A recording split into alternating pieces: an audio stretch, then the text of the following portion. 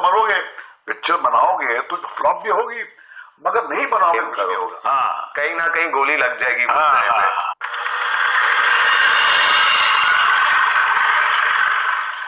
देखिए, हम जो हमारी क्या है, जो फितरत है वो फितरत है, हम चाह के भी नहीं बदल सकते उसको, मगर मेरी फितरत के साथ निभाना, उसको दिशा देना, उसको समझना, उसको लोगों को समझाना, ये इसका काम था।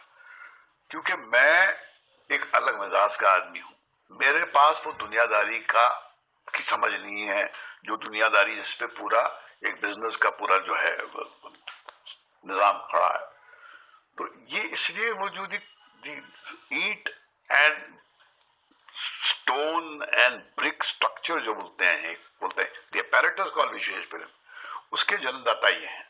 हमने उसमें एक ऊर्जा, उसमें एक पैशन, उसमें बार बार हमने इन्फ्यूज किया। तो कहीं भी ये एक इंट्यूटिव समझ है of two people going on a hazardous journey.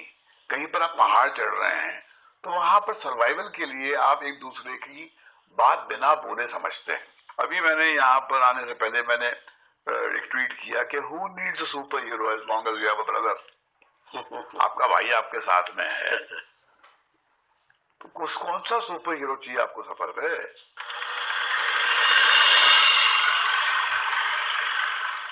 मुझे इस बात की खुशी है कि मेरी जो लास्ट डायरेक्टोरियल फिल्म थी, उसको 2 नेशनल अवार्ड मिले। अजय देवगन को बेस्ट एक्टर का अवार्ड मिला, उसकी पहचान बनी as a very fine actor. मुझे as a director of best film on national integration, उसके साथ में हमने टाटा बाबाई कर दी। मगर बहुत ब्रिलियंट फिल्म है उसके बाद बनी। लोग जो है महेश भट्ट के डायरेक्टोरियल फेस को ही ज्यादा फोकस देते हैं, मगर जो हमारा जो बहुत ही फ्लरिशिंग फेज शुरू हुआ इस पोस्ट 98, जहां पर ये सब जो आज देख रहे हैं, ये सब उसकी उपलब्धि है। और हमने कॉन्शियसली एक डिसीजन लिया कि यार ये दुनिया जो है ये बड़ी हिपोक्रेटिकल है, ये बोलती है हमको बड़ा मीनिंगफुल सिनेमा चाहिए, सेंसिटिव सिनेमा चाहिए, देखते तो है नहीं। नेशनल अवार्ड मिल जाता है, कुछ 70-80 हजार रुपए मिल जाते हैं, एक बिल्ला मिल जाता है जो 3 महीने में काला हो जाता है, और फिर बेचारे इसके सर पे जो है वो कर्जा पड़ा होता है कि भैया भट्ट साहब गए थे बड़ी मीनिंगफुल फिल्म बनाने के लिए, कोई बोलता भी नहीं, झेल लेता है चुपचाप, कड़वा घूट पी लाता है। और फिर हमने कहा कि अब ऐसी फिल्म नहीं बनाएंगे, अब हम बॉक्स ऑफिस को बहुत ही शेमलेसली सिड्यूस करेंगे। और फिर हमने जैसे राज जो थी, Raaz was the by product of that commitment कि now will only make money spinners. Raaz, Jannat, Murder, Aashiqui 2,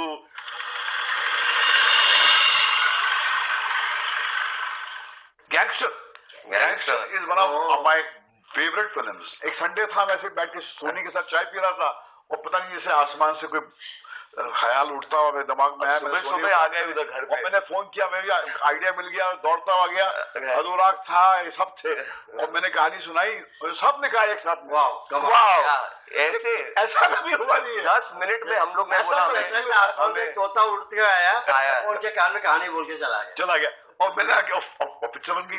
उससे कंगना राणावत का सफर शुरू हुआ, अनुराग बासु जो है ऑलमोस्ट दैट एक्सपीरियंस से आए थे वापस, उनका एक सफर शुरू हुआ। इमरान आउटस्टैंडिंग। हाँ, कुछ पिछले बेगम जान से पहले कुछ एक लीनर फेज रहा है, मगर वो लीन फेज में ही तो कहीं पर एक ऊर्जा ने फिर जागा है। अब यहाँ से इसको मैं थर्ड इनिंग्स कहता हूं मैं।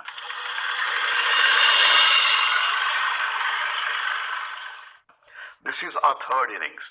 महेश भट्ट का फर्स्ट 98 तक फर्स्ट इनिंग्स, 98 के बाद में यहाँ तक सेकेंड इनिंग्स, एंड 2017 आज से the third inning begins, and that is going to be led by him. It's going to be the most glorious phase of Vishesh Films. That will outdistance and outshine all that we both have done. The ball is in your court. Bagu ball ko denge.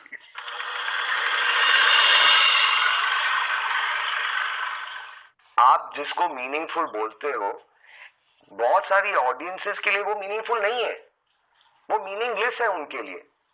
उनके लिए जो हमारे ये 2000 से जो phase चला, उनके लिए murder once, Raaz, they are money spinners because they are meaningful cinema for them. But हम एक हाई हॉर्स पे बैठेंगे, मैं अपनी इंटेलेक्ट के साथ सबके साथ बैठेंगे और बोलेंगे कि हम डिफाइन करेंगे क्या मीनिंगफुल सिनेमा है, वो एक एरोगेंस होती है। और वो मैंने इनसे सीखे कि एक एरोगेंट फिल्म मेकर बोलता है कि मीनिंगफुल सिनेमा सिर्फ एक सर्टेन सेक्शन ऑफ ऑडियंस के लिए बनाई जाती है। तो मेरा ओपिनियन इस वे में है, बेगम जान से लेकर आप उसको देखें एज मीनिंगफुल और एज एंटरटेनिंग।